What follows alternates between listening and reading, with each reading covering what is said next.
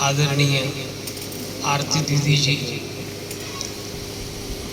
हमारे राठी साहब, आदरणीय मैडम सिद्धू मेंढके जी, हमारी मुख्य बहनें किरण बहन, इंदिरा बहन,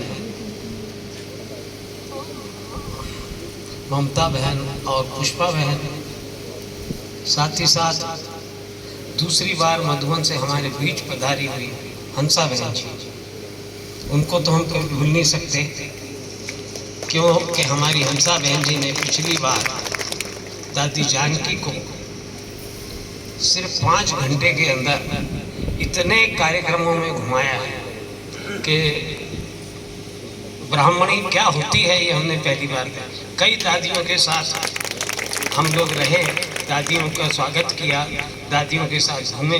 दीदी मनमोहनी जी के साथ भी अनुभव रहा है, बड़ी दादी के साथ तो अनेकों बार अपने जोन में घुमाना रहा है, गुलजार दादी के साथ भी रहा है, पर ऐसी ब्राह्मणी मैंने नहीं देखी जो खुले दिल से हम ब्राह्मणों को उपकृत करे। वंडरफुल। तो ऐसी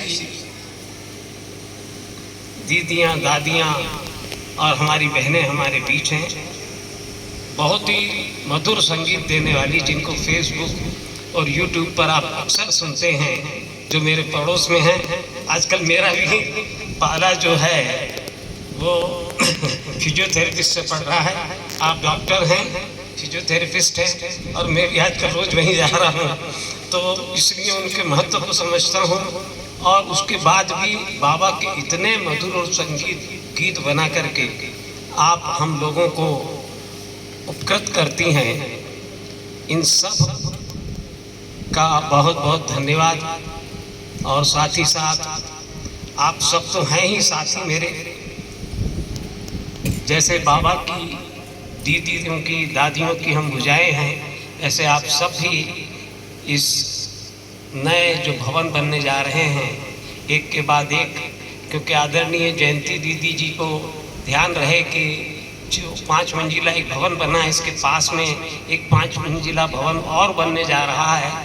उसके बाद में एक छोटा रेसिडेंशियल लगभग टोटल 800 लोगों के रहने का इंतजाम होगा। मुझे पुराना समय याद है कि जब ओम शांति भवन बन के तैयार हुआ था तो विदेशों से काफ़ी भाई बहन हमारे बीच आना हुआ था। तो मेरा निवेदन है जयंती दीदी से, वो स्वयं आज हमारे बीच हैं। हमारे लिए बड़े भाग्य सौभाग्य की बात रहेगी कि विदेशों में आपने 140 देशों का सफ़र, एकमात्र बहन है हमारे पास युग इतिहास कि जिसने इतने देशों का सफ़र किया हुआ। विदेश की सेवा के निमित्त बाप दादा की गोद में पली हुई, बचपन से जो आपका एजुकेशन चल रहा था माउंट आबू के एक स्कूल के अंदर, तो बाबा की गोद में आप पली। और एक और विशेष बात अपने भाई बहनों को घर की बात जो बता रहा हूँ कि हमारे पिता श्री दादा लेखराज के नियरेस्ट रिलेटिव हैं, आप स्वयं भी करपलानी खानदान से ही हैं।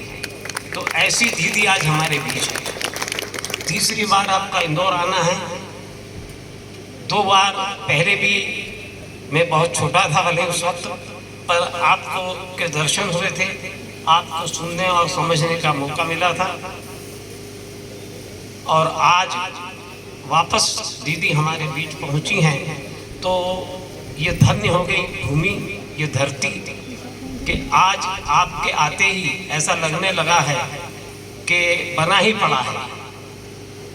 रिट्रीट जो हमारा है शिव शक्ति सरोवर, अब वो दिन दूर नहीं है कि जब ये तैयार होगा और हजारों के एकत्रित होंगे। हमारे देश के प्रथम नागरिक राष्ट्रपति द्रौपदी मुर्मू जी ने भी यहाँ के बहुत ही सुंदर ऑडिटोरियम का शिलान्यास किया है। हम इस नैवेद्यम भवन के बाद में उस सद्भावना ऑडिटोरियम का भी शुभारंभ करने जा रहे हैं, प्रारंभ करने जा रहे हैं। और उसके बाद जो बची हुई रेसिडेंशियल बिल्डिंग है उनको क्रमशः पूरा करने जा रहे हैं। तो आप सबके, जैसा कि राठी साहब ने बताया है, कि आप सबके सहयोग से, क्योंकि जो उन्होंने बहुत अच्छी बात कही कि एक एक ईंट एक एक रुपया कितनी याद रहती है। इस ज्ञान का बचपन मुझे याद आता है जब ओम शांति भवन पांडव भवन के सामने बन रहा था, तो हम स्टूडेंट थे, वहाँ गए हुए थे, तो वहाँ मीटिंग थी, उस मीटिंग में भाग ले रहे थे, तो पत्थर उठा उठा के रोज हम वहाँ के रखते थे। ब्लास्टिंग होता था और कलेक्टर का आदेश था कि आपको इतने दिन की परमिशन है, इसमें कर लो। तो जो पत्थर फूटते थे, मजदूर शायद मिलते नहीं थे, दिवाली होली का टाइम था, तो हमने खूब पत्थर ढोए। तो न हमको भूलता है, न उस समय की दादियों को भूलता था। तो ये चीज़ें जब ज्ञान सरोवर बना तो हमने ईंटें लगाई, वो कभी भूलती नहीं है। तो जहाँ भी हम उस बिल्डिंग में जब भी जाते हैं तो याद आता है कि हमने यहाँ अपना तन, अपना मन, अपना धन, अपनी सेवाएं दी हैं। ऐसे ही जैसा राठी साहब ने बताया कि अपनी यादगार इस रिट्रीट हाउस में आप छोड़ेंगे, तो जब भी यहाँ प्रवेश करेंगे याद होगा कि ये मेरा अपना है।